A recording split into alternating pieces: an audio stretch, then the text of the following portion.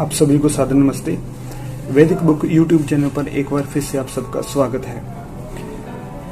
एक सवाल अक्सर हमारे दिमागों में ये घूमता रहता है कि जो ये सृष्टि है, जितना भी ये संसार है, जितना ये ब्रह्मांड है, ये अपने आप बना है या फिर इसको बनाने वाला कोई है। कहीं ना कहीं कभी ना कभी हर किसी के दिमाग में ये प्रश्न हमेशा आता है कि एक जो देख रहा हूं मैं, ये है क्या, किसने बनाया, कौन है, या अपने आप बना। ठीक है, सबसे पहले हम बात करते हैं कि जो ये सृष्टि है, जो पूरा ब्रह्मांड है, इसमें 3 प्रकार के पदार्थ हैं। वो कौन से हैं? पहला है जीव, दूसरा है जो मटेरियल, प्रकृति जिसको हम बोलते हैं, और तीसरा है परमात्मा। अब बात करते हैं हम जीव की। जीव हो गए हम, जो चेतन, जो जिनको पता है कि हम हैं, जिनको अपने होने का ज्ञान है कि हम हैं। दूसरा है ये मटेरियल, जितना भी हम आसपास देख रहे हैं, जिनको ये नहीं पता कि हम हैं, हम क्या हैं, उनका होना ना होना एक जैसा है, कि उनको अपने होने का ज्ञान ही नहीं है। जिसको हम ये मिट्टी, पानी, हवा, जितने भी ये आसपास जो पदार्थ हमें दिख रहा है, जितनी प्रकृति दिख रही है। उसके बाद तीसरा है ईश्वर। ठीक है, तो ईश्वर के बारे में हम चर्चा बाद में करेंगे। पहले हम देखते हैं कि क्या इस सृष्टि का निर्माण अपने आप हो सकता है। देखिए, अगर हम नास्तिकों के मत की विचार करें तो वो बोलते हैं कि एक जीव और एक मटेरियल, 2 ही पदार्थ संसार में हैं, और बाकी ये सारा जो जितना भी संसार हम देख रहे हैं सब अपने आप बना है। इसके पीछे कोई रचनाकार, कोई कुछ नहीं है। ईश्वर नाम की कोई सत्ता नहीं है, कोई परमात्मा कुछ नहीं है।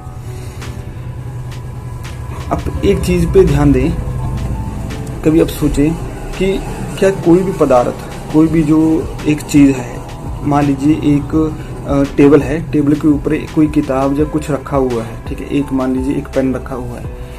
क्या पेन बिना हिलाए हिल सकता है या फिर बिना उठाए उठ सकता है अपने आप? कभी नहीं। जब तक उसके ऊपर कोई बाहर का कोई बल, कोई बाहर कोई फोर्स नहीं लगेगा, तब तक वो चीज एक जगह से दूसरी जगह नहीं जा सकती। ठीक है, इसको लॉ ऑफ मोशन कहते हैं, जो ये 3 सिद्धांत बने हुए हैं।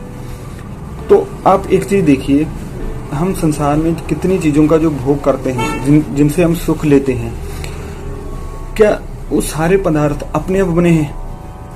हम एक घड़े की बात करते हैं। एक घड़ा है, जो एक घड़ा है, क्या मिट्टी में पानी अपने आप गया, उसके बाद वो गीली हुई, वो अपने आप ऐसे गुंथ गई, एक मेल होगी, उसके बाद फिर वो अपने आप घूमी, उसके बाद अपने आप शेप में घड़ा बनी, उसके बाद फिर वो अपने आप आग में चलेगी और पककर एक घड़ा तैयार हो गया।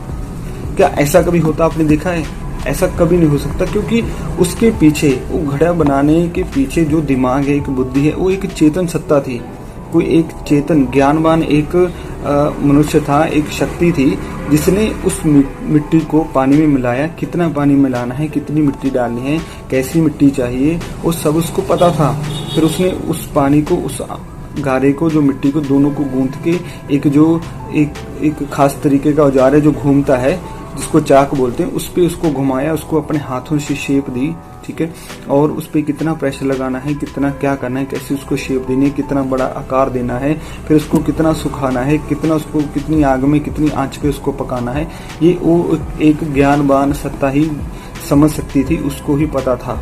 ठीक है, ऐसे ही सुनार, ऐसे ही लोहार, ऐसे जितने बड़े बड़े इंजीनियर, जितने एक जो मिस्त्री हैं, वो काम अपना बिल्डिंगें बनाते हैं, इंजीनियर कितने बड़े बड़े पुल बनाते हैं, वो सब उनको पता है। अपने आप कहीं भी पुल नहीं बनता, कहीं अपने आप कोई चीज, ये फोन, टेलीफोन, जो बिजली, इलेक्ट्रिसिटी कुछ भी है, ये कभी अपने आप प्रोड्यूस नहीं हुई, ना ही पैदा हुई है।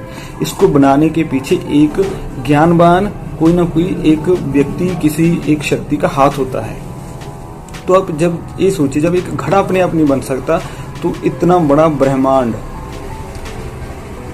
जिसमें अनगिनत गैलेक्सियां, अरबों गैलेक्सियां हैं। ठीक है, अरबों की तादाद में जिसमें गैलेक्सियां हैं, सौर मंडल हैं, सूरज हैं, तारे हैं, ग्रह हैं, नक्षत्र हैं, पता नहीं क्या क्या है। उसके बाद उसमें कितने प्रकार के जीव जंतु हैं, कितनी प्रकार की वनस्पतियां हैं, पेड़ हैं, और कितने प्रकार का मटेरियल है। ये कैसे अपने आप बन सकता है, उसको क्या पता है? कोई भी पदार्थ अपने आप उसको नहीं पता है कि मुझे कैसा कार्य लेना है, मुझे कैसा बनना है, कुछ भी उसको नहीं पता है। इसका अर्थ ये है कि उसके पीछे कोई ना कोई एक ज्ञानवान सत्ता है। इसका अर्थ ये हुआ कि उसको भी बनाने वाला उसके पीछे कोई था, इसी वजह से उसको ये आकार मिला, इसी वजह से वो आज हमारे सामने है।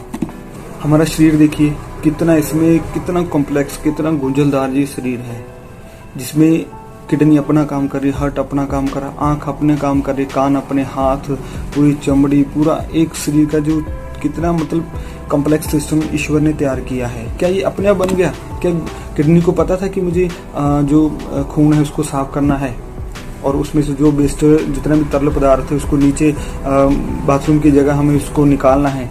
कैसे अंतरियों में मल त्याग होता है, कैसे हट को कैसे पता लगा कि हाँ मुझे ऐसे अपने आप को ऐसी शेप देनी, इसमें खून आएगा एक जगह से आएगा, कैसे पता था उसको?